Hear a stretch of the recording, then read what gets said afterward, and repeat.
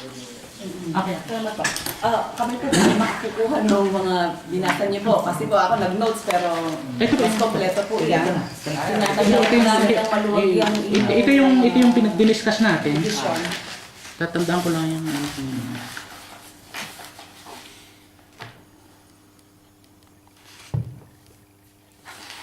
ito po yung diniscuss natin. Total. Sige po. Ito po yung kronolohiya ng pangyayari. Yan. Okay, pwede lang magsalita, no? As a lawyer sa Pilipinas, recent experience. Kasi ang embahada po ay extension lang ng gobyerno natin, mula sa Pilipinas. So whatever legal directive, existing na legal directive, ang sinasabi na applicable ng Pilipinas, yun yung sinusunod ng embassy. Kaya labas na po dito ang personal na opinion halimbawa ng ambassador, ng consul general, o ako bilang consul at abogado. Labas na po yun. Nandito po kami para sumunod kung ano po yung utos or pinaka-existing na legal doctrine na pinaiiraw sa atin. Having said that, ang DOJ po, gaya po ng nabanggit natin, ay merong existing legal opinion. Okay. Na ganito ang sinasabi, na sinusuportahan ng General 29, tama po. So, yun po ang umiiral ngayon na directive mula sa gobyerno. Ano ang backing ng existing na legal backing ng 29? Yung DOJ opinion, yung OLA opinion, yung OUA memorandum.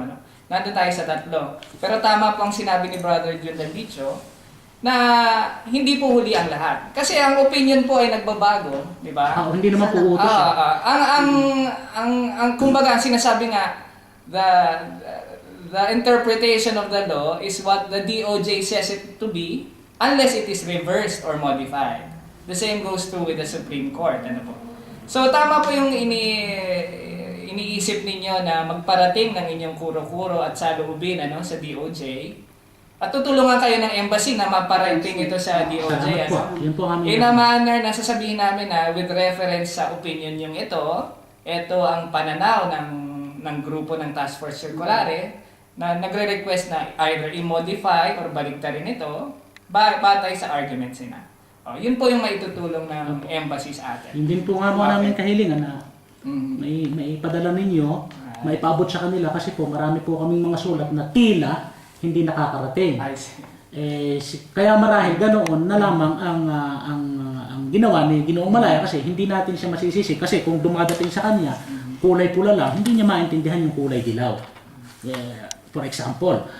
So, kaya nga po sa ngayon, yung pong aming gagawin na sabihin natin komento o petisyon na mapag-aralang mabuti at kung talaga ang desisyon ng DOJ ay siya kataas-taasan sa ating batas ay pinal na, susunod na po tayo. Hindi, pero assuming na yun ang desisyon ng DOJ, hindi pa rin huhuli para sa grupo ninyo. Nandiyan ang form.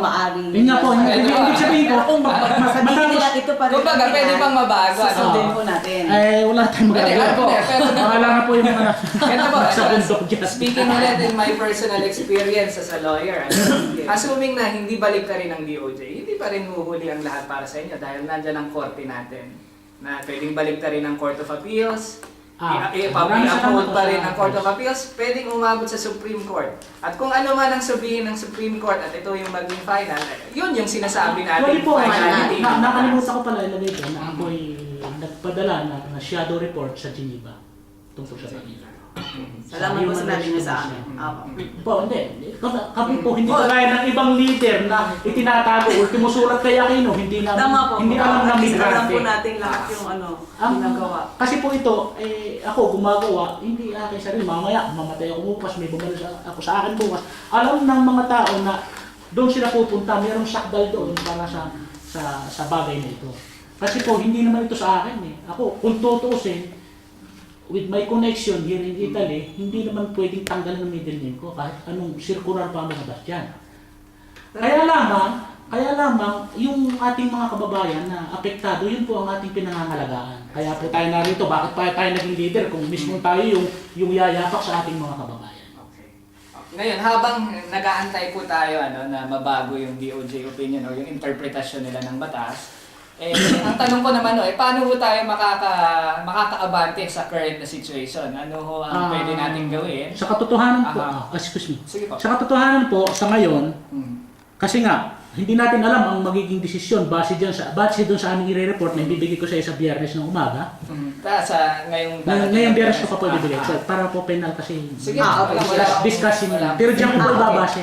Meron po kayong formal na sulat bukod pa Gagawin dito. ko. So, ipo-folder ko po yan. So, magre-report din po kami na nagpulong nga po tayo plus yung things na hindi Pwede natin niyo sa po diyang sulat. ibase yung report niyo kasi diyan ko din ibabase Sige po, pero hintayin po namin yung gusto ko lang yung magandang magandang alignment. Yung tamang alignment. Now, ang ginagawa ko po sa katotohanan, ako po ay nag-imprenta ng mahigit na 1,000 kopya ng circular 64. Bali po, parang yung binigay na rin sa amin ng ambassador na hindi naman chap-chap yun eh. Kumbaga, details by details. Article 14, at yung karapatan bilang migrante. At yun po ay ipinapayo namin dun sa mga tao. Dangan pong lahat ng nakakausap ko sang-ayon sa akin na ayaw matanggal ang middle name. Unang-una, pumunta sa aming patronato. At pag ipinil up yung kit na pagre-renew ng sojourno, ay katulad pa rin ng dati. So ito ay ginagalang ng Questura, no? Iginagalang ko. Nilagay pa po rin yung ang- passport ko. Ginagalang pa rin. Kaya kung nakikiusap ako, kami, na sana, huwag sanang mangyari ng kagaya ng mga nakaraan before umalis si Ginoon Manalo na habang pinipigil namin yung implementasyon, may grupo naman na pumupunta mismo sa Questura at ipinupush yung implementasyon.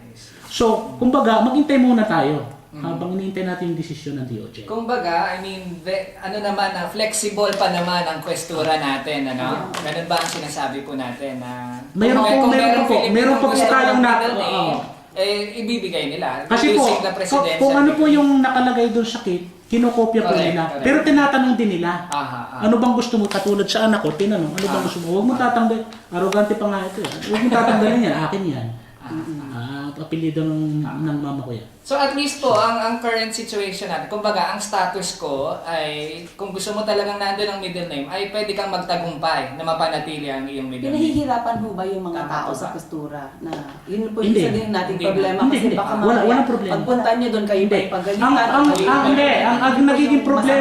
Ang nagiging problema itong patronato dito na sinabihan nung past government ng Philippine Embassy.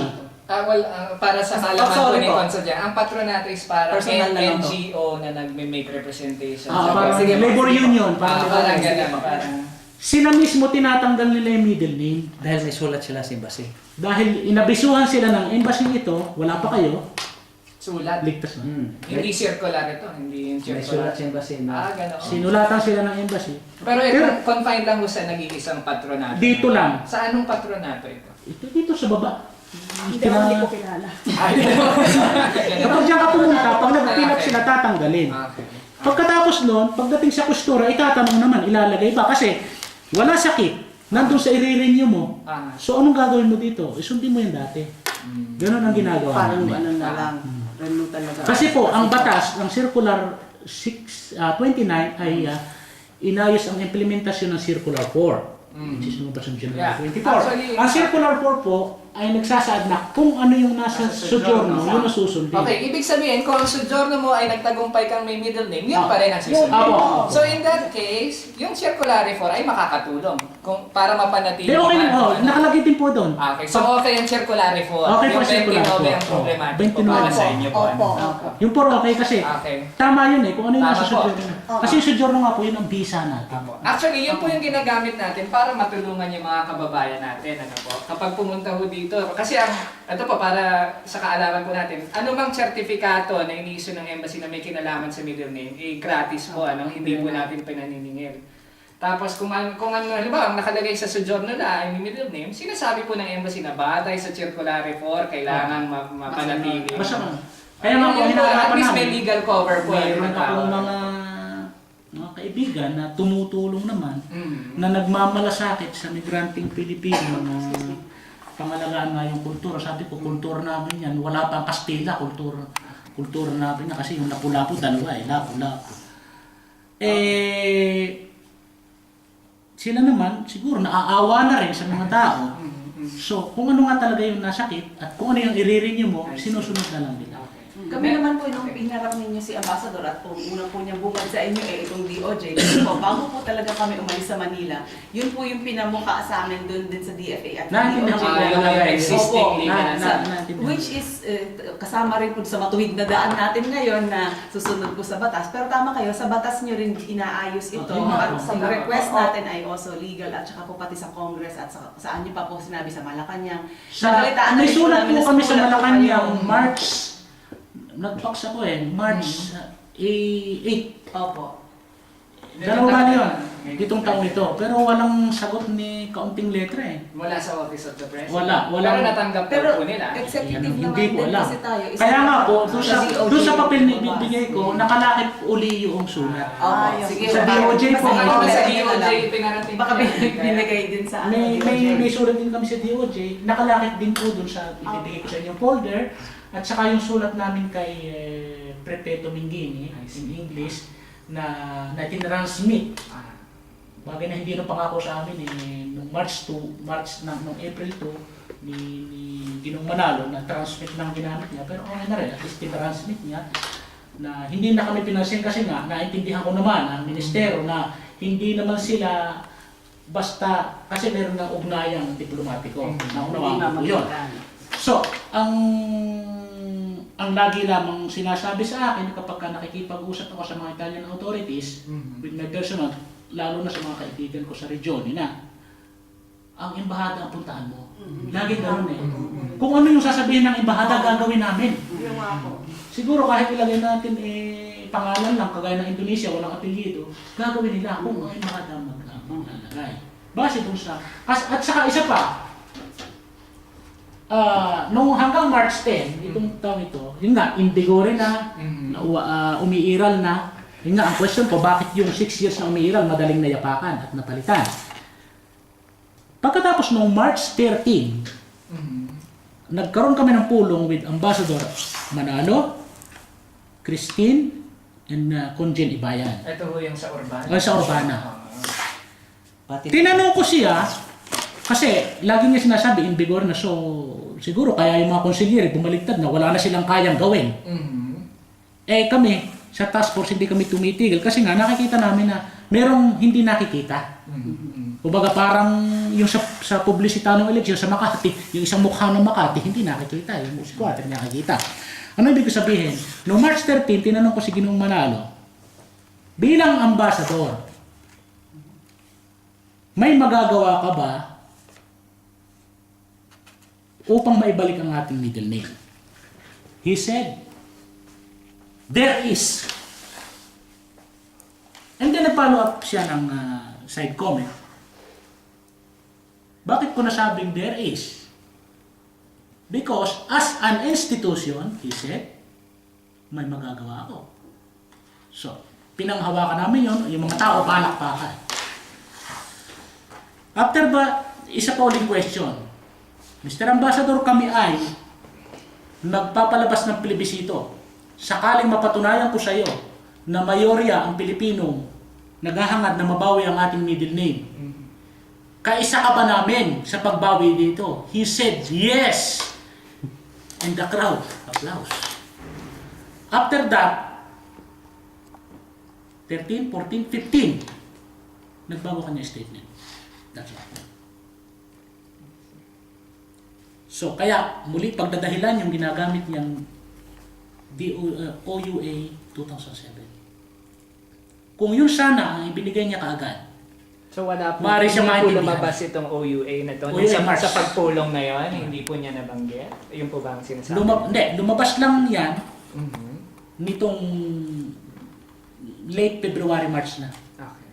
So, yung kainitan ng protesta, dapat iwinagayway na niya yan Kaya lang, I suspect, naghalungkat siya sa baul ng DFA at yan ang nakita. Suspect ko lang naman yun. Si Mang Carlito, may particular concern po ba kayo, Mang Carlito? marami po. Marami. Ano ko lang kasi Mhm. kung bakit ako nakipag-isa dito.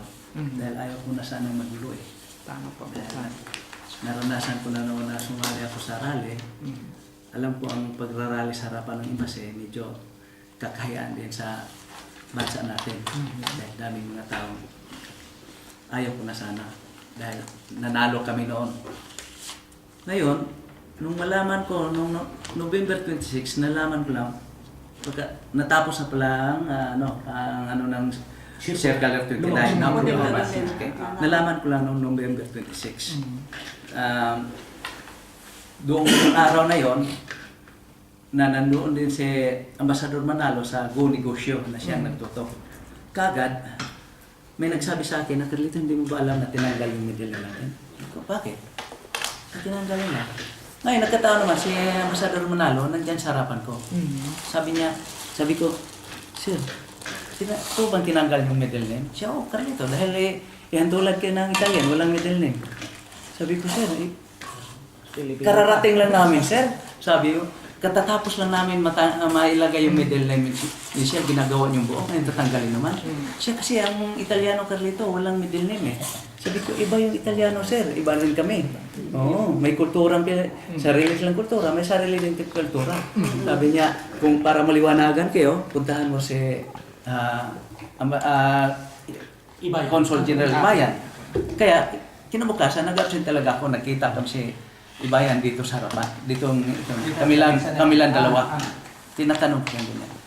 Sabi ko, Sir, may katanungan ako, Sir. Bilang Consul General, ikaw na rin sabi na ikaw ang civil registrar. Tatlong beses ka na pabalik-balik dito sa Italy, sa Rome mismo. As a Consul General. Sabi ko, expert na kayo. Bakit ba nangyari ito, Sir? Sa tagal namin dito, bakit nangyari? Ikaw pa mismo, siya, wala ako dyan sabi ko, nandito ka na, Sir, bakit ba hinayaan mong tanggalin yung middle name namin? Nakalalagay lang. Sabi ko. Sabi niya, yan tulad kayo. Yun din ang sinabi na Ambassador sa akin, hindi ako kontento. Kaya ikaw din ang nagsabi sa akin na iyan tulad sa Italian. Ano bang klaseng embassy na mayroon tayo, Sir? Sabi ko. Bakit naman kayo hindi... Kung halimbawa, kagustuhan ng Italian, dahil yun ang sinasabi nyo, kagustuhan ng Italian na tanggalan kami ng bakit hindi nyo pinaglaban? Bakit Pilipino lang tinatanggalan ng middle name?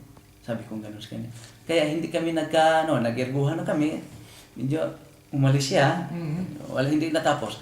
Kinabukasan, absent ako ulit, dahil kausapin ko ulit si Ambassador. Actually, hindi humarap sa akin si Ambassador Manalo. Ang pinaharap sa akin, si Christine Sales. Okay. Ganyan pa rin ang reason niya. Kung anong reason ni Ambassador Manalo at saka ni Consul General Ibayan, yun pa rin, kagustuhan daw ng Italian. Sabi ko, okay ma'am, pwede ba bigyan mo ako ng yung sulat na kagustuhan ng Italian at tatanggalin yung middle name? Wala siyang may bigay. Sabi ko, ngayon anong katotohanan na mo sa akin? Anong katotohanan ngayon, ma'am, na ipaliwanag mo sa akin na kagustuhan ng Italian? Kung wala kang sulat na galing sa Italian na ganyan. Ako, ma'am, sa totoo lang, ayaw ko na magulo eh. Pero karapatan ko na tinatanggalan nyo na akong karapatan na manatili sa aking middle name. Kaya nandito ako, nakipag-usap ako sa inyo dahil kayo ang nag-represent ng bansa natin. Sabi ko, malaki ang respeto ko sa inyo po, ma'am. Sabi ko, malaki ang respeto ko. Kayong nasa embassy, malaki ang respeto ko sa inyo. Sabi ko. Ngayon, ma'am, nagkaiguhan kami. Sabi ko, ma'am, para namang awa nyo na, huwag nyo nang galawin. Oo. Huwag nyo nang galawin. At sinasabi ko na kay Ambassador, sinasabi ko kay Consul General, Ibayan na, kayo sir, marami sana kayo magagawa, may tulong sa amin. Bilang Ambassador, bilang Consul General, bilang Consul, malaki kayong itulong sa amin dito. Pero huwag nyo na lang galawin yung personal documents sa amin yun. Alam mo, una sa lahat, ang itulong nyo sa amin, yung mga matatagal na dito na mga nagpipensyon, na hindi lang hanggang dito ang pensyon nila. Kasi maraming nagpipensyon dito, uuwi sa atin after 6 months, babalik dito dahil hindi nila matanggap yung pensyon nila kung hindi sila makita. Yun ang una nyo sanang magagawa sa kapwa natin na kung manatili na sa Pilipinas, makukuha nila yung pensyon doon sa Pilipinas na hindi na kinakailangan babalik dito.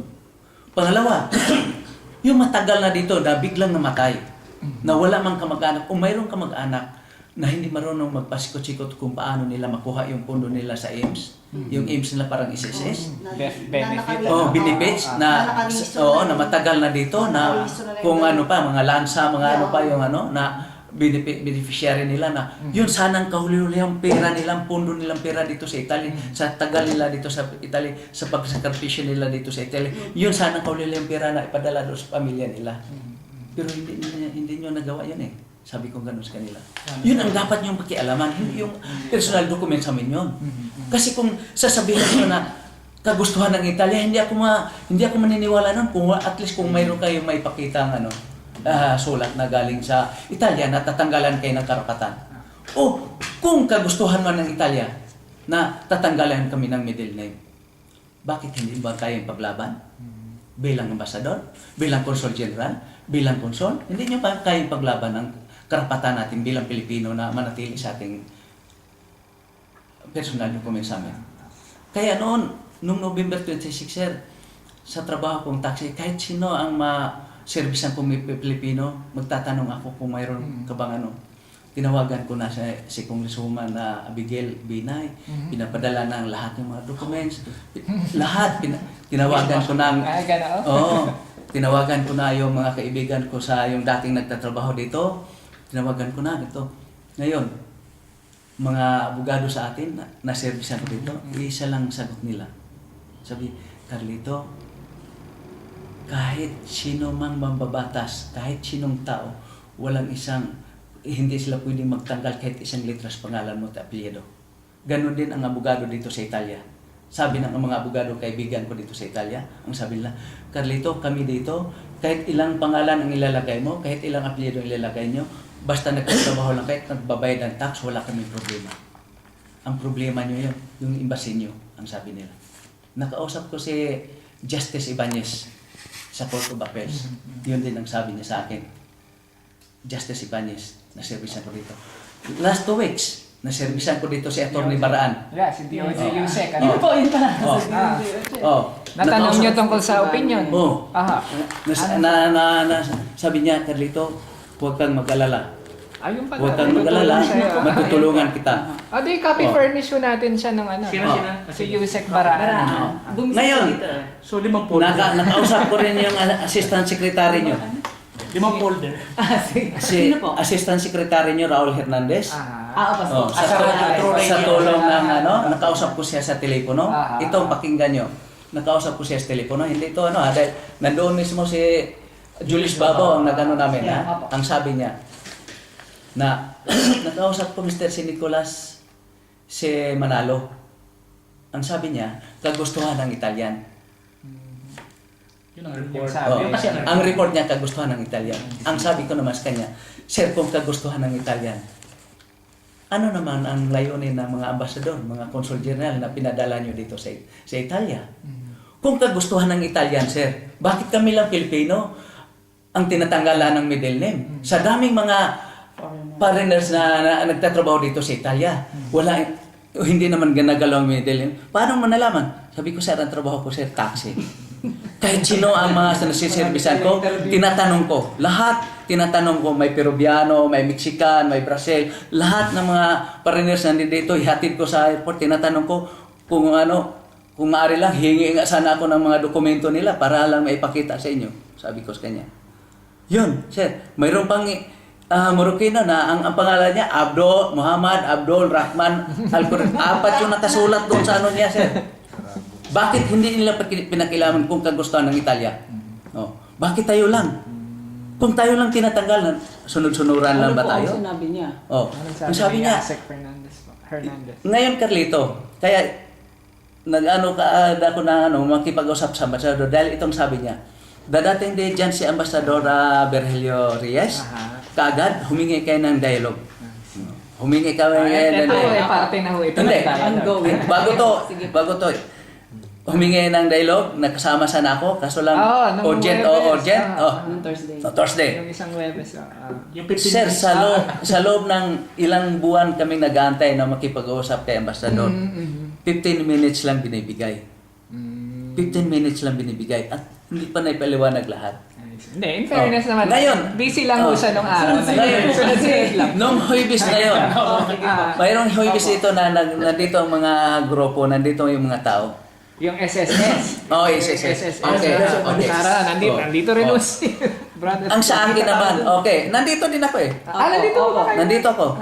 Sa akin namang opinion, ano ba yung isa-isa sa buhay natin? Wala naman kaming problema sa isa-isa eh. Dahil lahat naman naghuhulog naman sa isa para sa kinabukasan eh. Okay.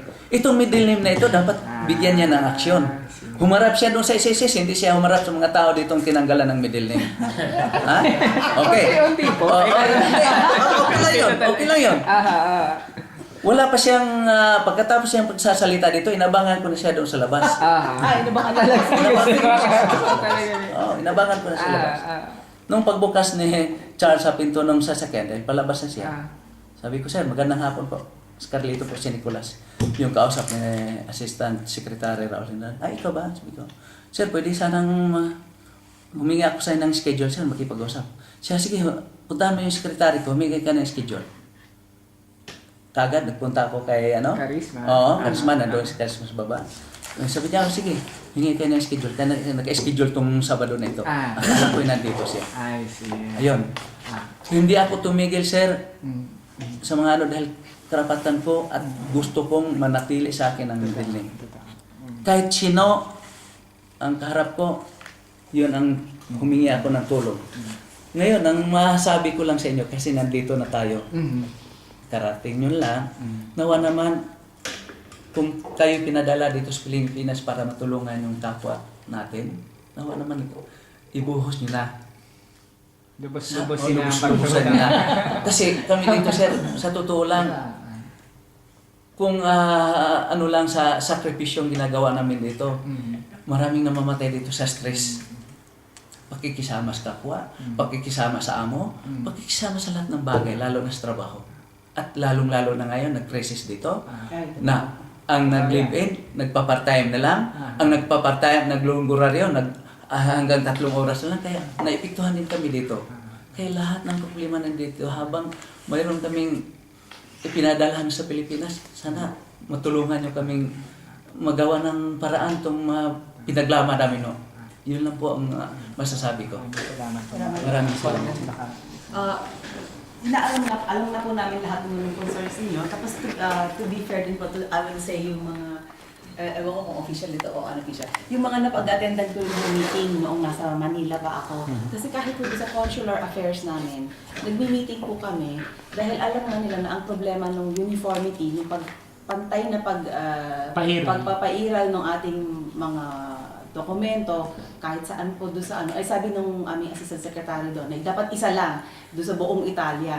So ngayon po, lumabas itong sa DOJ at sa na, kahit ako din po, personally, na lang off the record, kasi hindi naman ako abogado. Nagulat ako na ang ating palang, na jurisprudence tayo sa Supreme Court, na ang nakalagay lang talagang official na kinikilala is last name and first name. Yung middle name na alam ko po, kinagis na natin, lumaki tayo mga bata. Sabihin mo, first name, middle name, ay customary lang pala. Ngayon, yan po yung batas na sinasite nila ngayon ng DOJ. Pero with all this information na binigay nyo, na hindi naman problema dito sa Italian government, hindi naman kayo pinapahirapan, lalo na ngayon kahit na merong circulare, natutulungan pa rin ng kastura yung iba na Tinatrabaho talaga ho namin ng mga pro-middle name. Yun po. Kung yung anti-middle name, tinatrabaho din po nila. Sa totoo yun. Totoo yan. Yung mga hindi ayaw lang nila humarap sa akin. Baka po magkaroon ng bagong opinion ang DOJ. Hindi rin po ako nag-promise, but nag-promise importante lang ho yung may pati po sa Congress, binanggit po yan. Meron kaming hearing noon binabanggit nila, alam po nila yung ating concerns. So, kailangan lang po talaga dokumentasyon. Kasi madali po kami magkwento na kinwento ko ni ganyan. Yusek Baraan. Baraan, yung kakape pa rin siya rin. Yung nakausap may email mismo ni po ba kayo? Di ba may email kayo sa amin? Alliance. I-email ko rin sa inyo yung email. Pwede bang email mo sa akin yung lahat ng padadalhan ko? Nakakopy pa rin. Nalistahan. Kasi ang padadalhan ko DOJ. DOJ. At saka DFA at Malacanang. Kayo. May I be excused? Kukunin ko yung calling card. Para diretso kay Yusek. Para lahat, para makita niya. Importante kasi yung chronology yan. Yung kunwari yung pangyayari, yung tax eh. So, Mang Carlito, yung mga dokumento mo sa ngayon, hindi pa naman hindi pa naman apektado. Ano? Hindi pa Ah, pinag- so, kailan mo kayo magre-renew ng Sa 13 po. Kaya bago mag-13 ho. November 13. Hindi, sa 2013. 2013. Oh, Okay. 2013. Kaya, So, kailan? bago Bago mangyari. Sana naman, bago naman. Bago mag 2012, ayun na, may Kaya- desisyon ng Meron na DOJ. tayong ano, Yun lang naman, desisyon. malinaw na. Kung ano yung, Kasi ano, Hindi, pero assuming po na as is yung opinion niya, pwede niya pa rin mapanatili ano, sa tulong po ng grupo ninyo. Ano? I mean, halimbawa, magre-renew si Mang Carlito ng Hindi ko senior, siya- no? Oh. Kaya lang magsisinungaling. Hindi.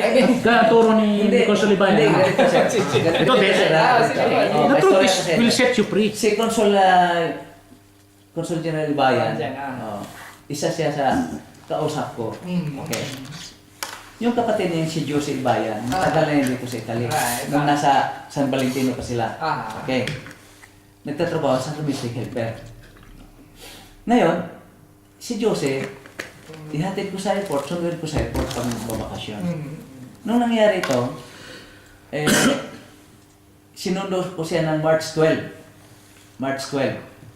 Sinundo ko siya. Nabanggit ko na siya, no? March 12, 2011. Binanggit ko sa kanya yung nangyari na tinatanggal yung middle name. Sabi niya, hindi pwede Carlito. Hindi pwedeng tatanggalin yung middle name ko dahil middle name ko yun ang original na apelyido ng ama ko. Oo, sabi niya. Ang matira sa akin yung apelyido ng asawa ko na matagal na akong iniwanan. Sabi niya. Natatawa yun, di ba? Natatawa. Mag-usap kayo ng magkakapatid. Siya hindi pwede, mag-away kami noon. Kaya nung araw na yun, nung linggong yun, Copy ko na lang po. okay. Nung linggong yun, no? Nag-ano kami sa Urbana, March 13, 2011. Nag-dialogue kami sa Urbana, silang tatlo. Kaya binanggit ko yun. Yung mga bagay na yun, binanggit ko sa tawanan yung mga tao. Hindi naman tama eh. Kahit ikaw naman siguro, babae ka, ang matira mo, yung apelyido ng asawa mo wala na sa iyo, di ba? Pangit yun. Ang mawala sa iyo, ano. Ngayon, nag-renew siya nung nakarang buwan. Si Mrs. Ibayan. Hindi, si Josie Bayan. Kapatid. As Josie yung kapatid ni ano. Hindi, Daniel. Ang sabi, tinatanong na niya yung ano, paano ito ngayon? Ang sabi ng kapatid niya, si Consul General Ibayan, kung mag-renew ka, kung tatanungin ka, Josie Ibayan, nome, sabihin mong si.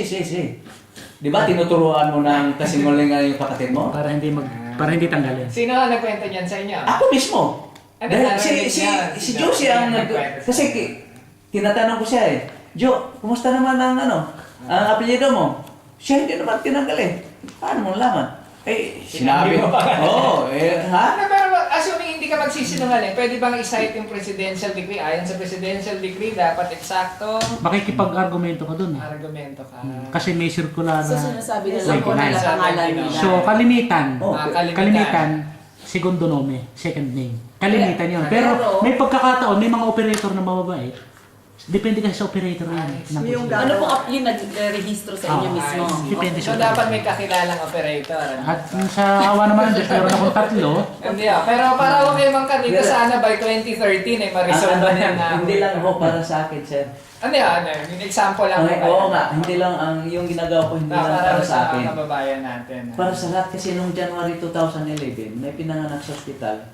Wala nang middle name ang bata. Ano yung pang problema ko? Yung mga magulang may middle name, pagkatapos yung bata walang middle name. Paano ngayon yun? Yun nga, oo. Oh. Di ba magkaroon? Ito pag sinabi niya sa akin, ha? Balikan natin si Assistant Secretary Raul Hernandez. Dahil tinapos sa sana ni Julius Baboy yung usapan namin dahil mahaba eh. Sabi ko, sir, hilingan lang muna. Ano yun? Halimbawa ako, sir, uwi ako sa Pilipinas. Yung passport ko, may middle name. Pagkatapos yung dokumento ko sa Italy, tinanggalin niya ng middle name, wala ng middle name. Halimbawa. Kung maabirya ako sa Hong Kong o sa Singapore kung saan ako mag-stopover, hanapin nila yung passport ko nandoon yung middle name. Yung dokumento ko dito sa Italy kung saan ako nagtatrabaho, walang middle name. Paano ngayon yun? Hindi ba magkaroon ng problema? Ay di humingi ka ng 4 minutes certificate na kasi. Tama. Yan na nga sir eh.